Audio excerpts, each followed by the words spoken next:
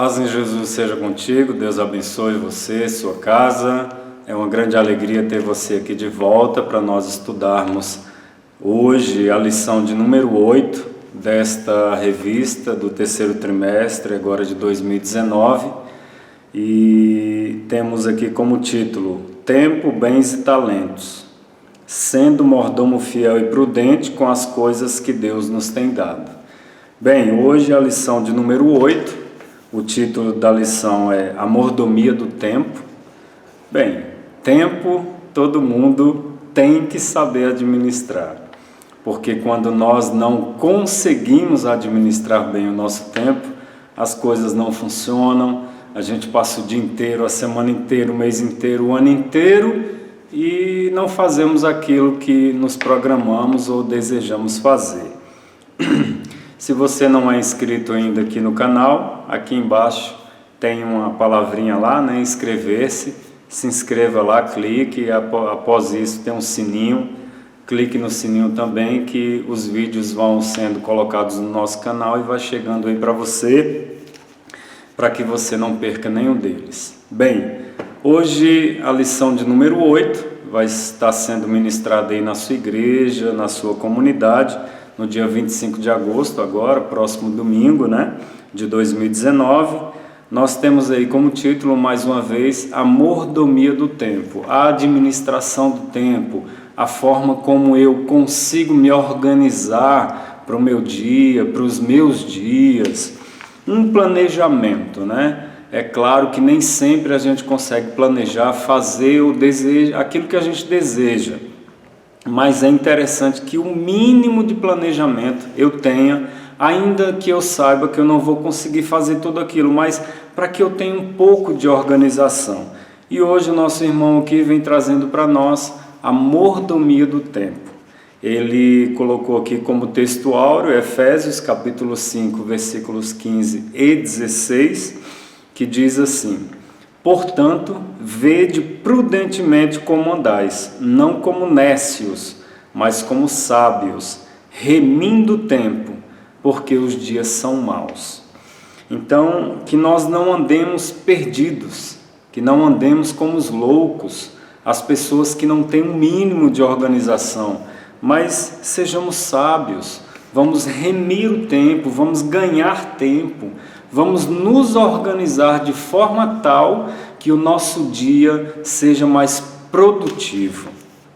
Na verdade prática aí, ele faz aquela síntese, né, da lição, daquilo que ele pretende falar, que diz assim: não se pode recuperar o tempo perdido, por isso é indispensável aproveitar diligentemente o tempo que Deus nos concede. Então, de fato, o que passou, passou. Ontem não tem mais como eu modificar o que eu fiz ontem.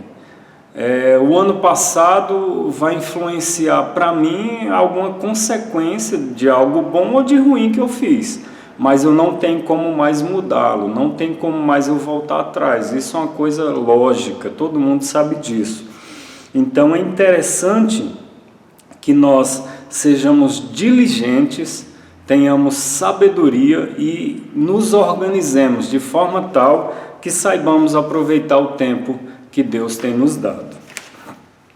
A leitura bíblica em classe está em Eclesiastes, né, capítulo 1 ao 8, vai falar ali, tem um tempo determinado para todas as coisas, você dê uma lida aí para que se ambiente melhor aí no contexto da lição. Aqui na introdução, ele comenta da seguinte maneira: segundo a Bíblia, a origem do tempo está na intervenção de Deus ao criar o planeta Terra e o ser humano. No plano original, o ser humano foi criado para viver infinitamente. Então, em princípio, quando Deus criou o homem e a mulher, não havia a necessidade de relógio, do Cronos. Não havia a necessidade de 6 da manhã, meio-dia, 24 horas, meia-noite, de noite, enfim, o tempo era indeterminado. Em princípio, quando Deus criou Adão e Eva e a humanidade que viria a partir deles, a intenção de Deus não era demarcar o tempo, não era criar em certo sentido, colocar regra de tempo para a humanidade. O homem viveria eternamente a partir do seu nascimento, indeterminadamente o homem viveria aqui na Terra.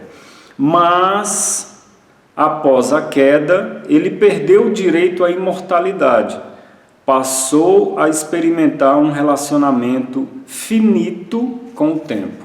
Então a intenção de Deus não era que a morte existisse. Não haveria morte. Em princípio, quando Deus cria Adão e Eva, o plano inicial de Deus era que o homem vivesse para sempre aqui na terra. Ou seja, se Eva e Adão não pecassem, não tivessem pecado, eles estariam aqui conosco. Certamente Adão seria o presidente do mundo, né? O líder do mundo. Eva seria aí a primeira dama, como é o costume aqui chamarmos as mulheres que são casadas com o presidente, governador, enfim. Ela seria a primeira dama do mundo, da humanidade, os nossos patriarcas maiores. Mas o pecado entrou e eles, infelizmente, experimentaram a morte e a gente também sofre com ela até hoje. Aqui no primeiro tópico, conceitos importantes. A palavra tempo significa série ininterrupta e eterna de instantes, de momentos, medida arbitrária da duração das coisas, época determinada. Ele é a duração dos fatos, é o que determina os momentos, os períodos, as épocas, as horas, os dias, as semanas, os séculos e etc. Então, o que é o tempo? O tempo é uma limitação. O tempo é um limite que foi dado ao homem por Deus a partir da queda. Por quê? A partir da queda, o homem não poderia mais viver para sempre, como ser humano, neste corpo aqui.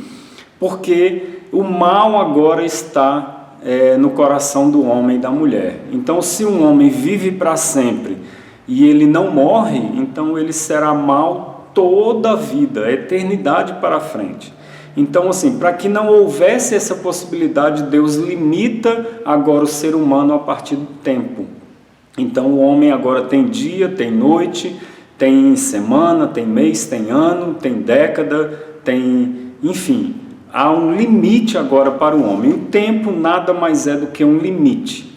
Nós temos um limite aqui na Terra. Eu nasço, eu cresço, eu envelheço e eu morro. Então, o tempo é um limite para o ser humano. No segundo subtópico aí do primeiro tópico, o título é O Tempo na Bíblia e na Teologia. Deus criou o tempo. Ele o formou com o objetivo de estabelecer ciclos para as suas obras criadas.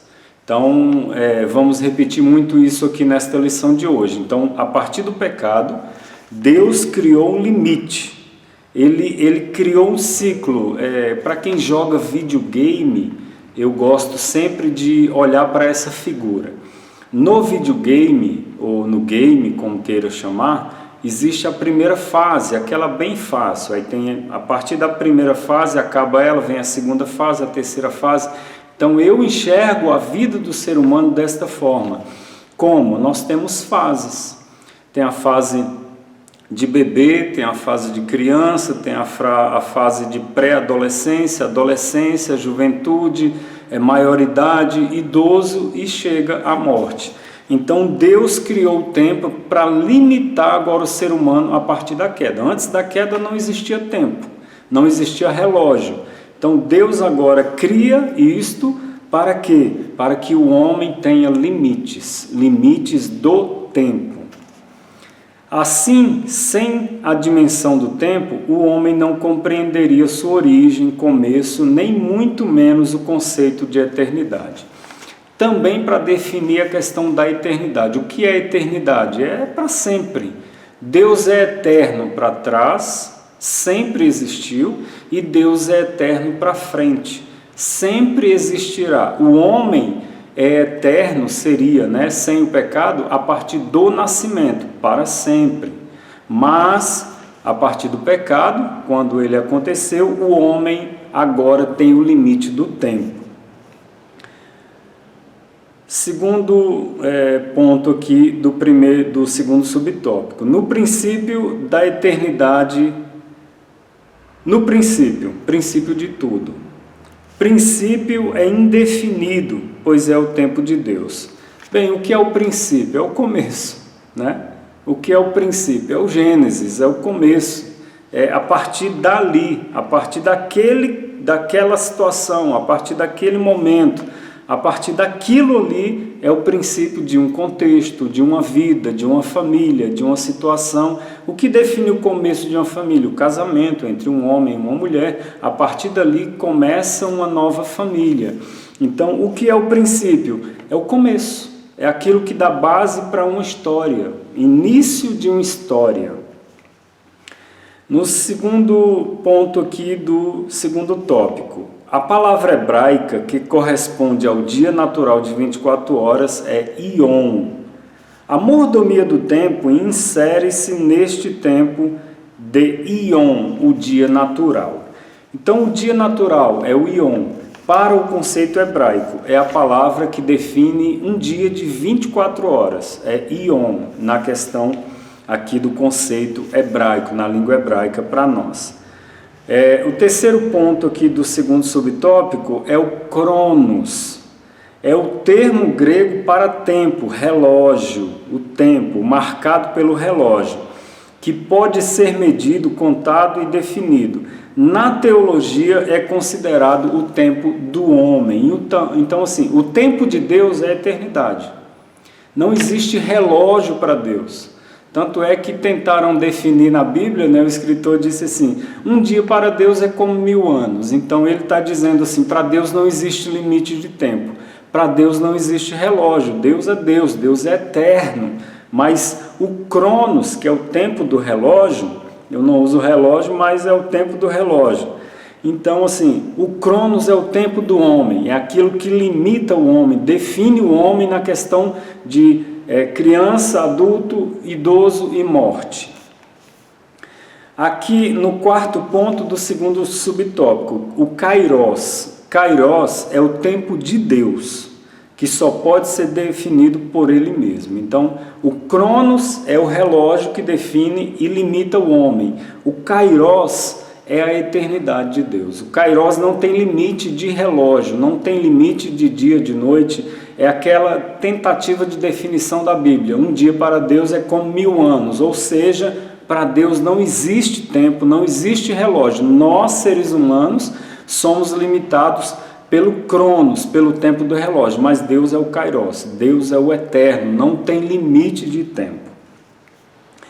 Aqui o versículo de 2 Pedro 3,8, né, que diz, um dia para o Senhor é como 1000 anos e 1000 anos como um dia, ou seja, para Deus não existe Cronos, tempo, mas para Deus é o Kairos, é o eterno. E disse-lhe, não vos pertence saber os tempos ou as estações que o Pai estabeleceu para o seu próprio poder. Aqui em Atos também foi tentativa de dizer, olha, para Deus é Deus. Deus não tem limite, as estações, os anos, os séculos, os milênios. Deus é Senhor de tudo isso aí, para Deus isso aí não interfere em nada. Isso aí interfere para nós, porque para Deus é o Kairos, é o eterno. Para nós seres humanos, o tempo do homem é o Cronos. Aqui no segundo ponto, segundo tópico, a mordomia do tempo. Primeiro subtópico aqui, remindo o tempo, trabalhando bem o tempo, diminuindo a forma como eu lido com o tempo, aproveitando melhor o meu tempo. Então, remindo o tempo. O tempo é o único bem que não podemos recuperar, de fato. O tempo é o único bem que nós não podemos recuperar. O tempo é um bem, é um valor, é algo que agrega, é algo que nos ajuda. Então, o tempo é o único valor, é a única coisa que nós temos que não podemos recuperar. Há 10 minutos atrás eu não posso recuperar o que eu fiz, o que eu deixei de fazer. Então, aquela pessoa que vive dormindo, né, vive deixando o tempo passar, enfim, ele não vai recuperar nunca aquilo. Ou aquele que perde o sono também nunca vai recuperar seu sono. Enfim, o tempo a gente não recupera, é o único valor que a gente não recupera. O Brasil está entre os 3 países do mundo em que a população passa, em média, mais de 9 horas do dia navegando na internet. Bem, a internet é uma bênção, né? As tecnologias que nos trazem a internet, os aplicativos, os aparelhos, as televisões, as smart, né? As TVs smart, os celulares, os notebooks, os tablets, enfim, essas tecnologias são bênção de Deus. Todavia, se nós não aprendermos, não entendermos que nós precisamos usá-los da melhor forma possível, nós vamos nos perder nelas. Ou seja, aqui é um dado que no Brasil, o Brasil está entre os 3 países do mundo em que a população passa em média mais de 9 horas do seu dia navegando na internet. Então, eu tenho 24 horas, então 9 horas do meu dia eu passo na internet, de alguma forma, no WhatsApp, no Facebook, no Instagram, vendo vídeos, assistindo coisas, enfim, pesquisando. 9 horas do meu dia é muito tempo. Eu poderia estar fazendo 1 milhão de coisas.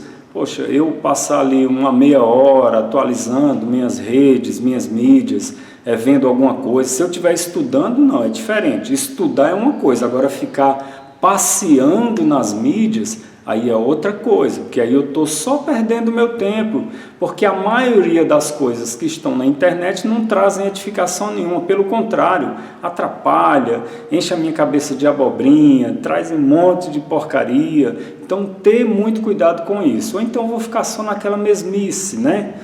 Muito gif, muita coisinha. Enfim, eu tenho mais o que fazer. Eu vou estudar, eu vou estar com a minha família, eu vou trabalhar, eu vou procurar fazer coisas para que o meu tempo seja melhor aproveitado e não ficar 9 horas navegando na internet, pelo amor de Deus. Remir o tempo significa não desperdiçá-lo. Então, remir o tempo é aproveitar melhor o tempo que Deus tem me dado. No segundo subtópico aqui, contar o tempo. O salmista escreveu: ensina-nos a contar os nossos dias de tal maneira que alcancemos coração sábio. Esse é uma figura de linguagem aqui, né? Ensina-nos a contar os nossos dias, ou seja, eu vou ficar 1 dia, 2 dias, 3 dias, 4 dias, 5 dias, 6 dias, 7... Não é isso que ele está dizendo aqui. Ele está dizendo: ensina-me a aproveitar melhor os meus dias para que eu chegue a um status de maturidade, de consciência, de inteligência, para que o meu coração seja sábio. Coração, a gente sabe que naquela época, né, não tinha as tecnologias que temos hoje, então para eles ali o centro da inteligência humana era o coração, mas nós sabemos que hoje que é o cérebro, né? Então para que eu me ajuda a contar, a administrar melhor os meus dias, para que eu tenha sabedoria, maturidade, inteligência, para que eu saiba cada dia mais e possa ajudar e possa contribuir, enfim. Essa era a intenção aqui do salmista, no Salmo 90, versículo 12, né? Entender que são limitados, finitos e terrenos é conscientizar-se do nosso limite humano. Nós somos, pois, seres infinitos. E aqui, de fato, né? Essa consciência de que nós não estaremos só nesta vida, há uma vida após a morte, nós temos que viver de tal forma que eu amadureça, que eu me prepare, que eu esteja com o Senhor, de forma tal que a minha infinitude, a minha eternidade agora, a partir todo ser humano é eterno a partir do seu nascimento. E depois da morte virá eu morar com o Senhor para sempre ou eu não estar com o Senhor para sempre. É mais conhecido eu morar no céu ou eu ir para o inferno. Então a minha vida tem que ser trabalhada, organizada de tal forma que eu também, a partir da morte, vá para a eternidade e esteja com o Senhor. E eu não quero ir para o inferno, eu acho que você também não quer, né?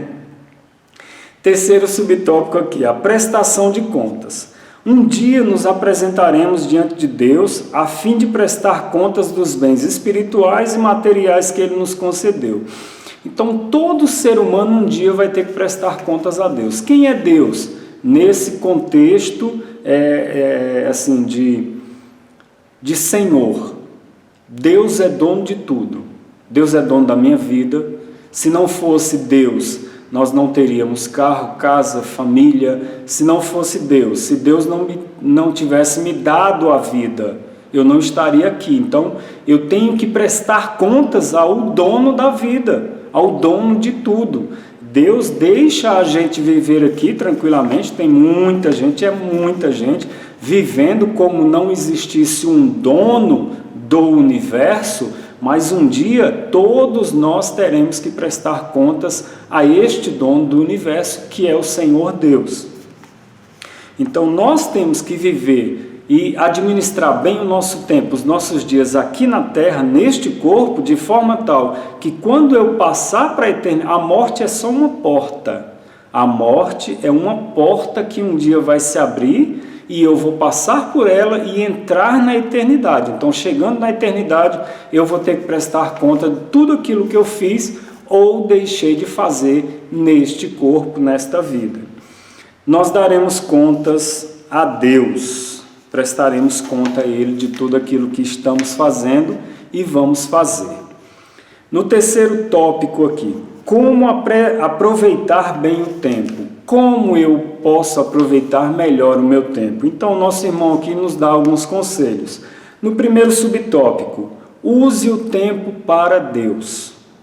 O crente, aquele que crê no Evangelho, aquele que guarda no seu coração a crença, a verdade de que Jesus veio à terra, morreu, ressuscitou e está no Senhor, preparando lugar para nós, e nós um dia vamos nos encontrar com Ele.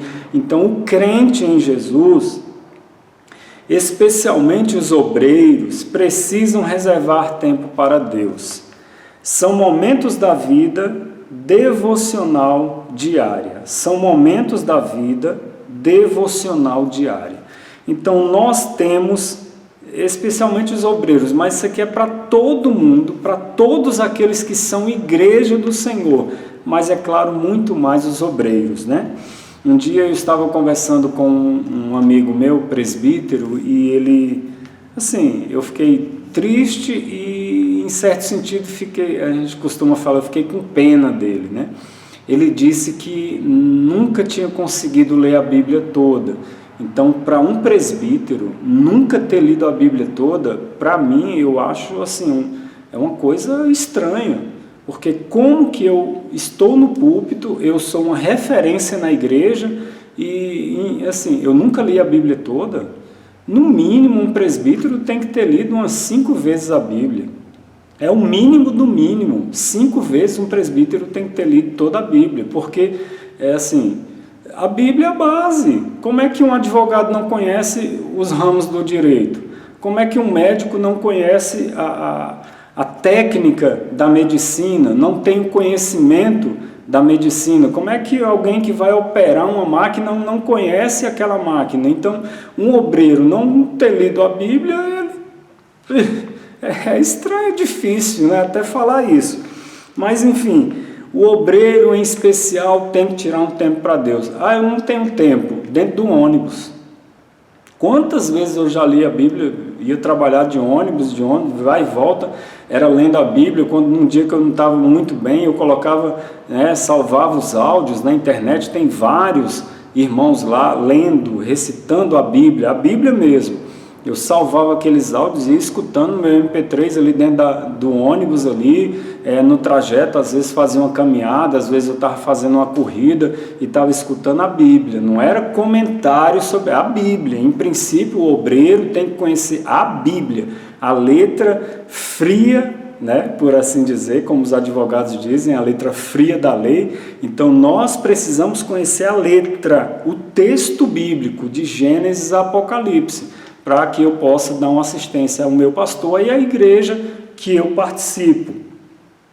Aqui ele começa dizendo, na oração, mas eu inverteria isso aqui, porque antes de qualquer coisa nós precisamos conhecer A Bíblia, não é a oração. A oração sai de dentro da Bíblia. Eu aprendo a orar quando eu leio a Bíblia.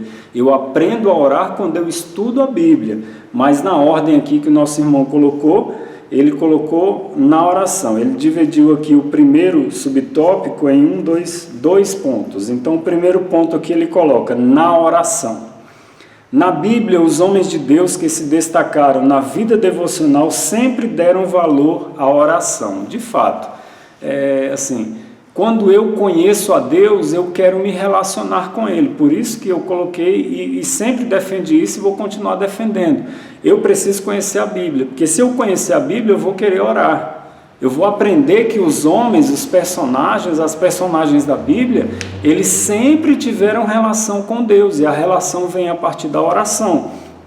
Então, o homem, a mulher de Deus, que quer ter intimidade com Deus, precisa conhecer a Bíblia, mas na ordem do meu irmão aqui, ele precisa orar, ter relação com Deus na oração, conversar com Deus. A oração é bater papo, é conversar, Senhor, hoje eu estou mal, eu não estou bem. Não tem como esconder nada de Deus. Então, ser bem aberto mesmo, bem claro. Senhor, hoje eu estou me sentindo lixo. Hoje, se eu pudesse, eu me enterrava, eu não queria ver ninguém. Senhor, hoje eu estou mal. Então, Senhor, muito obrigado, porque hoje eu estou feliz. É bater um papo com Deus, né? Oração nada mais é do que isso. Então, no segundo ponto aqui, ele coloca leitura da palavra. Eu repito, a leitura da palavra vem primeiro do que oração, do que jejum, do que consagração, porque tudo isso sai de dentro do texto bíblico. Então eu tenho que aprender a Bíblia primeiro para eu fazer da melhor forma, orar, jejuar, me consagrar, estudar. Mas na ordem do nosso irmão aqui, o segundo ponto, na leitura da palavra, o obreiro, o crente tem que ter um tempo para Deus, para orar e para ler a Bíblia. A Bíblia declara que Davi tinha prazer em ler a palavra de Deus e escondê-la em seu coração. O obreiro do Senhor precisa ler e estudar a Bíblia diariamente para edificação pessoal. Não é fácil. Eu acho que ninguém nunca disse isso. É fácil ler a Bíblia? Não, não é. É fácil estudar a Bíblia? Não, não é. Graças a Deus, Deus me deu a oportunidade, eu tive a oportunidade de ler bastante a Bíblia, várias vezes, e isso me fez e me faz e me fará muito bem, porque o texto bíblico é uma terapia, ajuda. Eu estou atribulado e vem aquele texto na mente, mas porque eu li, porque ele está guardado, porque está escondido aqui no coração. Então, se eu não ler a Bíblia, o Espírito de Deus vai me ajudar? Vai. Mas se eu tiver o conhecimento bíblico escrito aqui, fica mais fácil, né? Eu penso que fica mais fácil para o Espírito Santo me lembrar. Fábio, lembra daquele texto lá? Está lá em Jeremias, Fábio, está lá em Juízes, Fábio, está lá em Malaquias, Fábio, está lá em Timóteo. Então, eu acho que fica mais fácil até para o Espírito Santo trabalhar em nós, né? Então aqui o obreiro do Senhor precisa ler e estudar. Ler é uma coisa, ler o texto. Como é que eu leio a Bíblia? Mateus capítulo 1, versículo 1 diz assim, Jeremias capítulo 16, versículo 1 ao 10 diz assim, Isso é ler a Bíblia.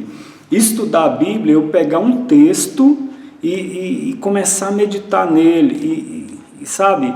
E ler uma vez, ler duas, ler três, ler 10 vezes, e eu vou começar a perceber pontos, uma palavra dentro daquele texto que fala, rapaz, como é que isso e aquilo, como é que esse camarada fez isso, como é que Deus agiu na vida dessa mulher, desse homem, dessa criança, enfim.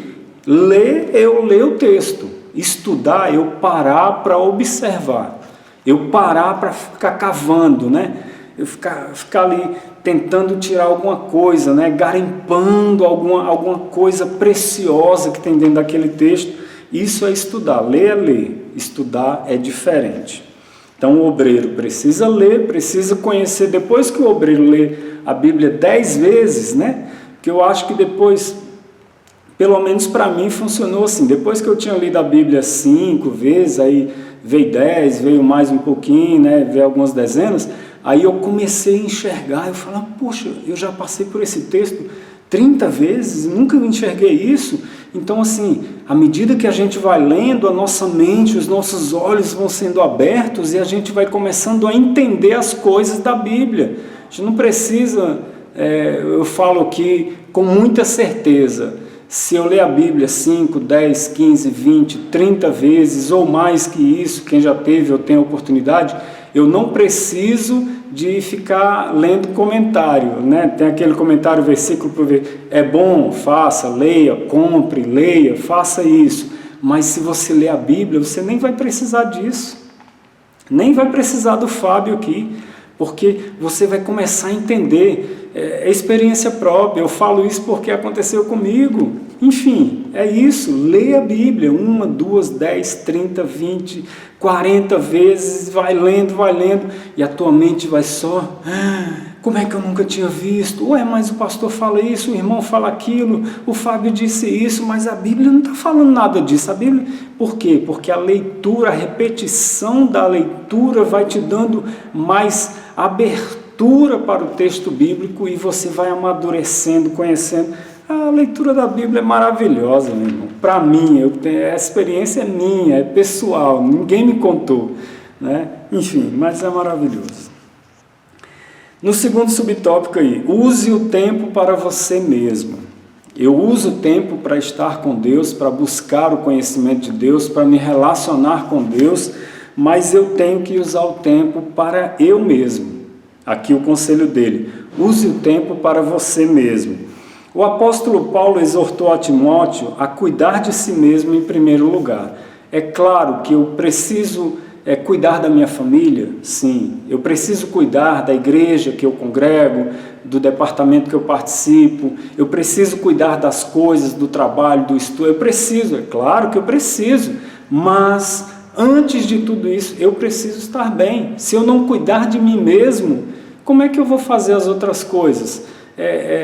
Eu aconselho você, tente fazer uma caminhada, tente fazer um exercício físico, tente se isolar de tudo, isolar entre aspas, né? Vai para um lugar onde o pessoal costuma caminhar, faça uma caminhadazinha de meia hora, desliga celular, não leve celular, não leve fone de ouvido em muitos momentos, né? De vez em quando é bom você levar para distrair, escutar uma mensagem, um estudo, uma música bíblica, né? Não é esse lixo que está circulando por aí, mas enfim, faça isso, fala para a esposa, olha, eu preciso de meia hora, deixa eu caminhar um pouquinho sozinho, fala para os filhos, fala, gatinha, meu guerreirinho, deixa o papai ir ali meia hora, eu preciso, tanto também a esposa, né? Fala, homem, sai de perto de mim, que eu preciso de meia hora, e sai de perto do marido, e vai caminhar um pouquinho, dos filhos, fala, enfim, nós precisamos de tempo para nós mesmos. Isso é fato. Use o tempo para a sua família. Enfim, já que eu cuidei das coisas de Deus, eu li a Bíblia, eu orei, eu estou em comunhão com Deus, eu tirei aquele tempo para mim, para que eu fique, sozinho de vez em quando. Todo mundo precisa de ficar meia hora de vez em quando sozinho, se trancar, ou sair para a rua é melhor ainda, né? Se tiver um verdezinho, umas árvores, fazer uma caminhada, andar de bicicleta, ou até mesmo no carro, pega um ônibus, eu vou ali, para mim aqui, né, que moro no Distrito Federal, eu moro em Samambaia, Distrito Federal, eu falo, vou ali em Taguatinga de ônibus daqui lá dá uns 20 minutos mais ou menos, falo, eu vou ali em Taguatinga, não vou fazer nada, só vou andar, eu entro no ônibus, vou lá, tem um metrô aqui perto, eu vou de metrô, só vou andar, não vou para compromisso nenhum, só vou andar. E então, assim, a mente da gente precisa de vez em quando de fazer isso, tirar um tempo só para nós. Depois que eu tirei um tempo para o Senhor, tirei um tempo para mim, agora eu tiro um tempo para a minha família. Tem tempo para a igreja, sim, mas não deixe a sua família em segundo ou terceiro plano. Não faça isso, porque se você não estiver bem, se você não estiver bem com o Senhor, em comunhão com o Senhor, você não estará bem na igreja. E muito menos você pode deixar a sua família em segundo, terceiro plano. A igreja vem depois da família, né? A igreja não vem antes da família, a igreja vem depois da família. Então a família está antes da igreja. Eu cuido da minha família e eu estarei bem na igreja com a minha família. Não é eu e a minha família em casa, minha família lá não sei aonde e tal. Eu estou bem, estou cuidando da minha família, então eu vou à igreja bem com a minha família também, porque eu estou cuidando também da minha família. Há casos de casamentos destruídos por falta de valorização do cônjuge para com a sua família. Então, eu, marido, não, eu sou crentão, eu compro, eu dou dinheiro para minha esposa, para os meus filhos, mas não é só dinheiro. Família não precisa só de dinheiro. Dinheiro é bom, dinheiro faz parte, mas a família precisa da presença, da conversa, do carinho, do contato, do abraço. Filho precisa. E aí guerreiro, como é que tá?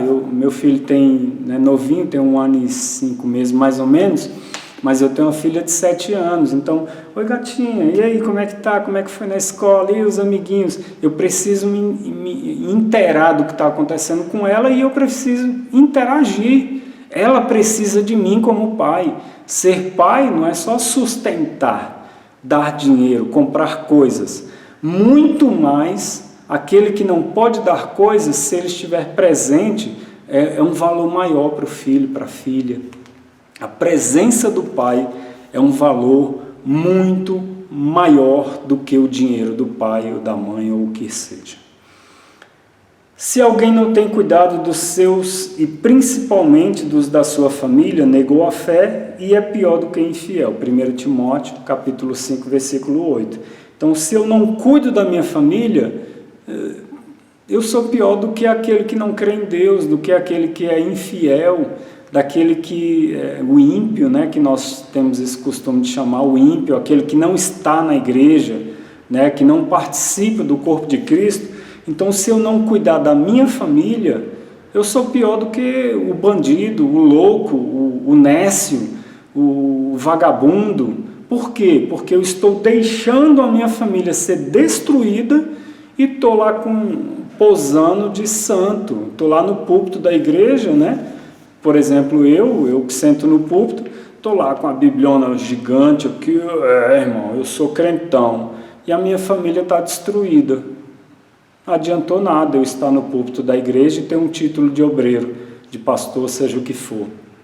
Então, assim, se eu não cuido da minha família, eu sou pior do que aquele que não está na igreja, ou seja, não adianta eu ser obreiro, ser crente e a minha família estar destruída. É melhor eu priorizar, não é eu deixar a igreja, mas eu tenho que priorizar a minha família para que eu e a minha família estejamos bem e a igreja irá bem também, porque as famílias estão bem. Aqui na conclusão, o nosso irmão diz assim: em Cristo somos exortados a remir, a administrar melhor, a aproveitar melhor o tempo, aproveitando-o de modo a glorificar a Deus e honrá-lo enquanto estivermos na terra, com os nossos olhos voltados para Sião. Então eu tenho que administrar melhor o meu tempo, remir, conseguir fazer aquilo o melhor possível, o máximo possível, aproveitar. Quando eu estiver eu cuidando de mim, que seja o melhor momento da minha vida. Quando eu estiver com a minha família, com a minha esposa, com o meu marido, com os meus filhos, seja 10 minutos, mas sejam os melhores 10 minutos da terra, do mundo, do universo, da galáxia. Quando eu estiver na igreja, seja o meu melhor momento para o Senhor, com os meus irmãos, em comunhão com os meus irmãos. Então, remie o tempo, administre, aproveite melhor o tempo. Então, assim, fechamos hoje a lição de número 8, remindo o tempo. E, mais uma vez, eu te agradeço por você estar aqui até esse momento comigo. Convido você a estar aí compartilhando nas suas redes, né, a nossa aula, e próximo domingo estaremos aqui, semana que vem estaremos publicando aqui a lição de número 9, e eu convido você a se inscrever mais uma vez aqui. Se inscreve lá, você que não é inscrito ainda, e nos ajude, ore por nós. Deus te abençoe. um grande abraço e até a próxima.